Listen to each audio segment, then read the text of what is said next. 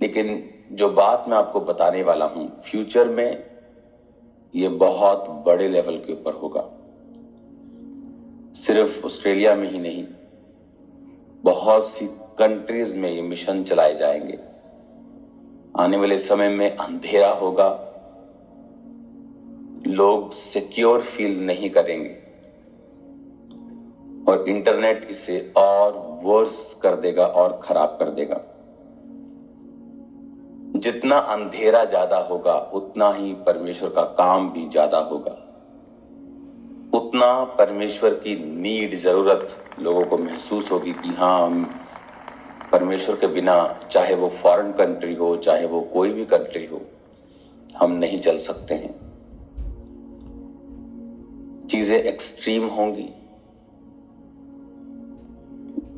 लोग खुल के अपनी कट्टरता को जाहिर करेंगे,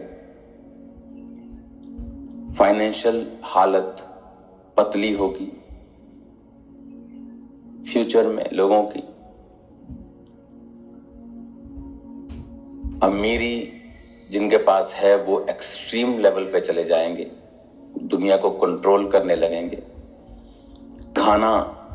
खाना कुछ ही कंपनियों के कंट्रोल में होगा। ये मैं बात आपको बताता आ रहा हूं और हम चाहे उसका विरोध करें, कुछ भी करें, लेकिन ये होगा और वहीं से कंट्रोल होगा हर एक चीज का। तो आपको आपकी जनरेशन को तैयार करना है आने वाले समय के लिए। जब हमें आने वाले समयों का मालूम होता है, हम उसी रीति से अपनी तैयारी को करते हैं और हमें यह मालूम होता है कि परमेश्वर क्या कर रहा है। क्योंकि चर्च में जब आप किसी जीवित चर्च के साथ जुड़ते हैं, वो सिर्फ आपको वचन की शिक्षा ही नहीं बल्कि प्रोफेटिकली भी आपको बताता है। एक कलीसिया को शुरू में ही बताया जाता है कि आने वाले दिन, महीने और साल कैसे हैं और हमें किस तरह से अपनी तैयारी करनी है। अब वो टाइम नहीं है आप अपने बच्चों को घर में रख के चर्च में आए कि आपके बच्चे छोटे हैं। अब वो समय नहीं है आप अपने बुजुर्ग को घर में रख के आए। अब वो टाइम आज आ जाएगा कि आपको फुल फैमिली चर्च में आना होगा, ताकि आप फुल फैमिली ग्रेस में रहें, फुल फैमिली परमेश्वर में नजदीक रहें। आज आप 7-8 साल के बच्चे को बच्चा मत समझें। इंटरनेट ने पूरी दुनिया को एक्सपोज कर दिया है। जो मैच्योरिटी 15, 16, 17, 18 में लोगों को नहीं आती थी, वो आज 8-10 साल का बच्चा सब समझने लगा है। वो इंटरनेट ने पॉसिबल किया है उन लोगों के लिए। तो आज आप बच्चों को बच्चा मत समझें, फ्यूचर देखें जो अंधेरा है, फ्यूचर देखें जो शैतान किस तरह से तैयारी कर रहा है। और जीवित चर्च आपको बता रही है शुरू से हमें तैयारी रखनी है, हमें इस रीति के साथ परमेश्वर का काम करना है और इस रीति के साथ हमें स्पिरिचुअली प्रिपेयर रहना है कि इन चीजों का असर हमारी लाइफ पे ना हो। उधर से शैतान अपने कामों को करेगा और इधर से परमेश्वर अपने लोगों को ऊंचा करेंगे।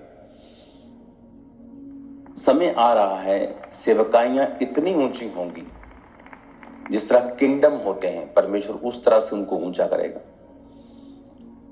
क्योंकि अगर शैतान काम कर रहा है तो परमेश्वर भी दुगना, तिगना, 10 गुना, 100 गुना काम अपने लोगों की लाइफ में करेगा।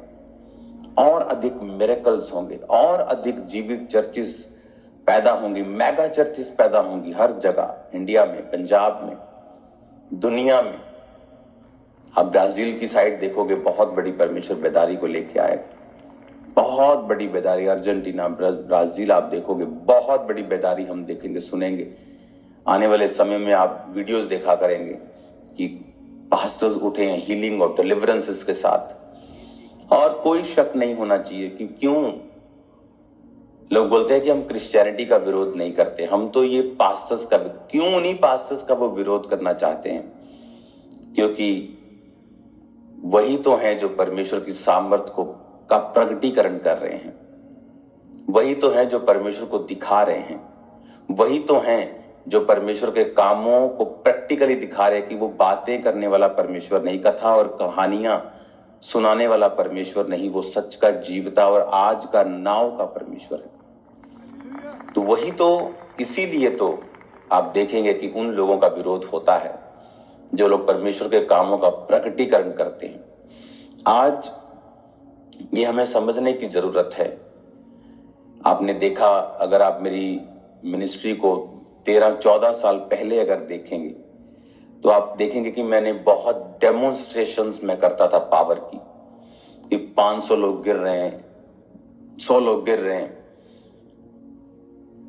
अभी मैं वो क्यों नहीं करता हूं? क्योंकि लोग उससे आपको जज करते हैं। डेमोन्स्ट्रेशन अब पहले से भी ज्यादा है, पावर पहले से भी, अनॉइंटिंग तो पहले से भी ज्यादा है, लेकिन मैं आत्मा के कामों को रोकता भी नहीं होगा। किसी पे आत्मा उतरता है, वो गिरता है, उसे रोका भी नहीं जाता, लेकिन मैं समझ बूझ के इन चीजों को कंट्रोल में रखता हूं। क्योंकि उन चीजों का वो विरोध आप इंटरनेट पे देखते होता है, लेकिन वचन का कोई भी विरोध नहीं कर सकता।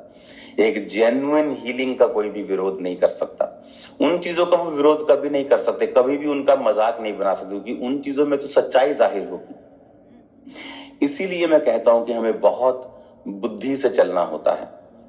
बहुत से विश्वासी बहुत सी समस्याओं का कारण बन जाते हैं जब वो बुद्धि से नहीं चलते। अगर आज आप क्रिश्चियन हैं और आप कल बोलते हैं कि मुझे क्रिश्चियन नहीं रहना, तब आप जो बाइबल आपके हाथ में है, आप इसे कूड़े में नहीं फेंक आएंगे। आप क्या करेंगे? क्योंकि अगर कोई इसे देखेगा आपको फेंकते हुए, वो आपका विरोध करेगा।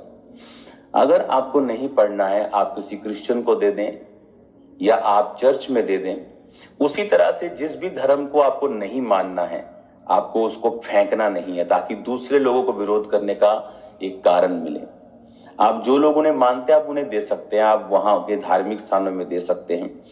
तो ये चीजें लोगों को पता नहीं है, विश्वासियों को नहीं पता, इसीलिए वो विरोध का कारण बन जाते हैं। पास्टर्स को नहीं पता काम कैसे करना है।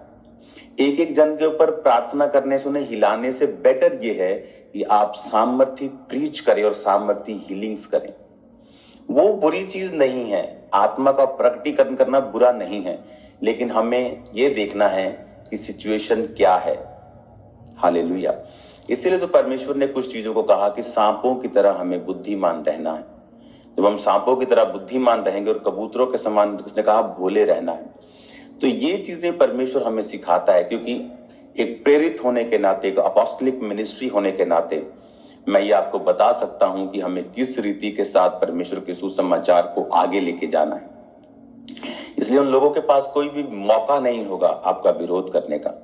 आपकी फेक हीलिंग के कारण कई बार विरोध होता है, या आपको समझ नहीं है किस तरह से काम करना है, विरोध होता है।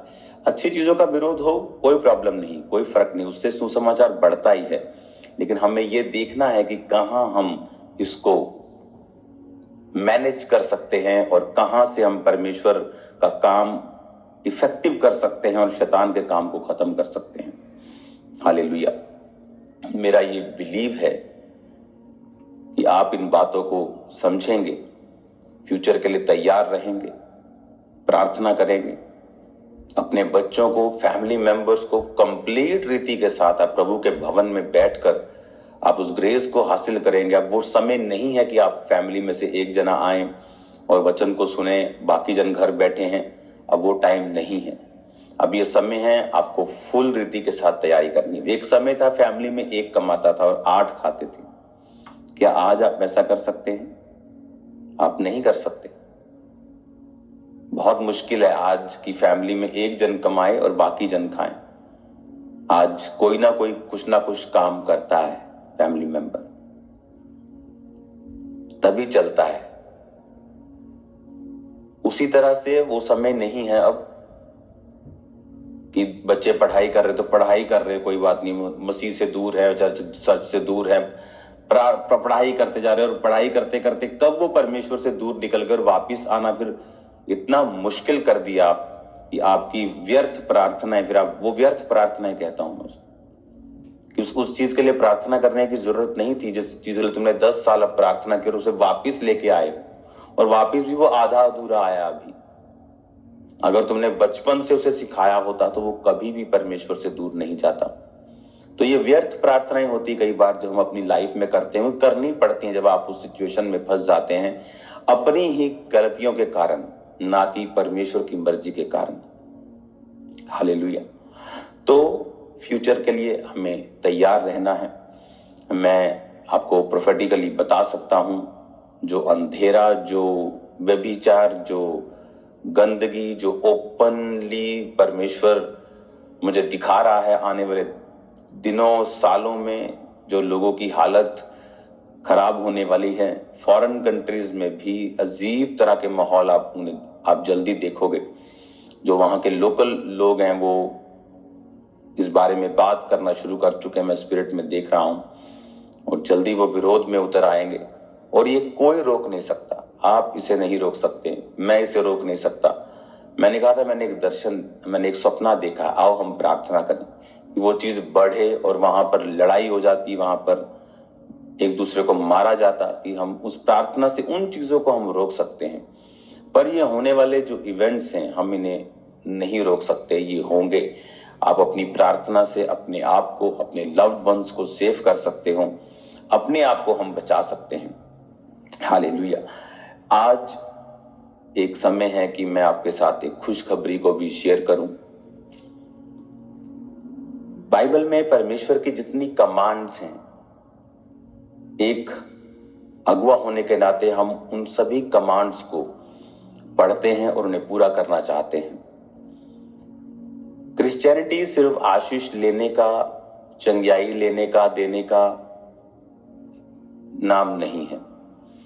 ये एक कंप्लीट किंगडम है, परमेश्वर का राज्य है, जहां पर हम जीते हैं परमेश्वर की प्रेजेंस के नीचे, उसकी मर्जी को समझते हुए, अपने आप को जीवित बलिदान चढ़ाकर परमेश्वर के सामने रखते हुए, और परमेश्वर की इंस्ट्रक्शंस बिब्लिकली और जो स्पिरिचुअली हमें मिलती हैं उनको फॉलो करते हुए हम अपनी डेस्टिनी को, अपनी मंजिलों को पूरा करते हैं, अपनी बुलाहटों को पूरा करते हैं। तो जब परमेश्वर बाइबल में कहता है, उसने कहा कि खेत पके हैं पर मजदूर थोड़े हैं, पिता से विनती करो कि वो मजदूरों को भेजे। हालेलुया। एक बार बहुत बड़ी चर्च का पास्टर प्रार्थना कर रहा था। वो प्रार्थना कर रहा था कि प्रभु मुझे तेरा काम करना है, मुझे 400 लोग चाहिए जो वफादार हों। तो प्रभु का जवाब था, 400 लोग तो मेरे पास नहीं है अभी यहां पर, मैं तेरे को क्या दूं। तो कहने का मतलब है कि फेथफुल लोगों की कमी है आज। परमेश्वर कह रहे यीशु मसीह, खेत पके हैं पर मजदूर नहीं, थोड़े हैं। अब इमेजिन करो कि कुछ चीजें प्रभु के पास भी, वह कहता है मेरे पास थोड़ी है। खेत तो पके हैं, मजदूर थोड़े हैं, विनती करो। तो परमेश्वर ये चाहता है कि मजदूर तैयार हो, जो आत्मा में लेबर कर सके, आत्मा में मजदूरी कर सके, जो परमेश्वर के कामों को कर सके, सुसमाचार सुना सके, पूरी जिंदगी परमेश्वर को डेडिकेट करे इसी काम के लिए। आप अपने घर का काम करते हैं, कई बार आप छत पे सफाई करते हैं, आप मिट्टी को हटाते हैं, आप मजदूरी का कुछ करते हैं, ईंटें लगाते हैं, लेकिन आप मजदूर नहीं बन जाते। मजदूर वो है जो प्रोफेशनली मजदूर है। इसमें परमेश्वर ने कहा वो लोग जो 24 आवर मेरा काम करेंगे, फुल टाइम मिनिस्ट्री करेंगे, ऐसे प्रार्थना करो कि परमेश्वर कहता कि परमेश्वर मजदूरों को भेजे, क्योंकि खेत पके हुए हैं। ये एक दर्शन था। जैसे अगर हम बाइबल में मिरेकल्स को देखें, वो जब लंगड़ा चलाया पतरस और यूहन्ना ने, वो कैसे चलाया? बाइबल कहती वो प्रार्थना करने के लिए जा रहे, वो लंगड़ा चलाने के लिए नहीं जा रहे थे। मोस्टली लोगों की लाइफ्स और मिनिस्ट्रीज में मिरेकल्स क्यों नहीं होते? क्योंकि मान लीजिए परसों क्रूसेड है, आज प्रार्थना चल रही, परमेश्वर उस क्रूसेड में मुझे यूज करना, मुझे इस्तेमाल करना, तेरा काम हो। 2 दिन मैंने प्रार्थना की, क्रूसेड खत्म, प्रार्थना खत्म, अब फिर से वही चीजें, वही दुनियावी चीजें। तो परमेश्वर ने आपको इस्तेमाल किया कि आपने परमेश्वर को इस्तेमाल किया? आप प्रभु को यूज मत करें, प्रभु को अपने आप को यूज करने दें। तो जब मैं अपनी लाइफ में मीटिंग्स करता हूँ या क्रूसेड्स करता हूँ, हाँ उन दिनों में मैं प्रार्थना मेरी ज्यादा होती है, लेकिन इसका मतलब ये नहीं कि रेगुलर डेज में मेरी प्रार्थना सिर्फ 2 घंटे की है। ऐसा कभी नहीं होता। रेगुलर डेज में भी मैं प्रार्थना की हालत में हूं, प्रेजेंस में हूं। चाहे मैं अपने परिवार के साथ कहीं बाहर आया हूं, तब भी मैं अपनी प्रार्थना और बाइबल रीडिंग की हालत में हूं। मेरा कनेक्शन परमेश्वर के साथ है, और इसीलिए वो लोग ज्यादा इस्तेमाल होते हैं जो प्रभु को यूज नहीं करना चाहते। कुछ खराब हो गया, 3 रात के रोजे, प्रभु ठीक कर दे। लिवर खराब, प्रभु जी 2 रात के रोजे। लिवर ठीक, तू कौन मैं कौन। अब पास्टर्स की चुगलियां, अब सब कुछ चल रहा है। ये चीजें नहीं होनी चाहिए। हमारी लाइफ में रेगुलरिटी होनी चाहिए। कांस्टेंट हमें प्रार्थना और उपवास में और बाइबल रीडिंग में रहना होता है। तो पतरस और यूहन्ना ने जब वो लंगड़ा चलाया, जब हम प्रेरितों के काम में पढ़ते हैं उस आयत को, तो वचन क्या कहता है, वो क्या कर रहे थे वहां पर जब उन्होंने उस लंगड़े को चलाया। तो वचन कहता है कि पतरस और यूहन्ना तीसरे पहर प्रार्थना के समय मंदिर में जा रहे थे। तो वो प्रेयर करने के लिए जा रहे थे, प्रेयर करने के लिए जा रहे थे, लंगड़ा चलाने के लिए नहीं जा रहे थे। वो ये देखने नहीं जा रहे चलो कुछ लोगों को हील करे। प्रार्थना अपनी रेगुलर लाइफ। और देखिए प्रार्थना का कितना बड़ा महत्व था उनकी जिंदगी में, कितना बड़ा महत्व था प्रार्थना का, कि वो उठे, अभी तो घर में एक एक्स्ट्रा कमरा हो, वहां जाने का आलस है लोगों को। इमेजिन करो घर से निकलकर जाना और चर्च में जाकर स्पेशल प्रार्थना करना और फिर वापस आना। प्रार्थना का महत्व था उनकी लाइफ में, और परमेश्वर ने उनके द्वारा लंगड़ों को चंगा किया। हालेलुया। पौलुस शहर के बाहर प्रार्थना करने के लिए जा रहा था, और वहां उसे कुलीन एक औरत मिलती है जो सुसमाचार सुनती है, पूरे घराने समेत बपतिस्मा लेती है। बहुत से पास्टर्स आज बहुत बड़ी बड़ी रूहों को बचाना चाहते हैं, बहुत काम करना चाहते हैं, लेकिन नहीं कर पाते। क्यों? क्योंकि उनका लाइफस्टाइल जो है वो प्रेयर वाला नहीं है, बाइबल रीडिंग वाला, कनेक्शन वाला नहीं है परमेश्वर के साथ। यहां पर भी वो प्रेयर करने के लिए जा रहा है और लोग बपतिस्मा ले रहे हैं और साल्वेशंस हो रही है। यहां पर वो प्रेयर करने के लिए जा रहा है और हीलिंग्स हो रही हैं। हीलिंग्स एंड साल्वेशन किनकी लाइफ के द्वारा हो रही हैं? जिनकी लाइफ में प्रार्थना का एक बड़ा महत्व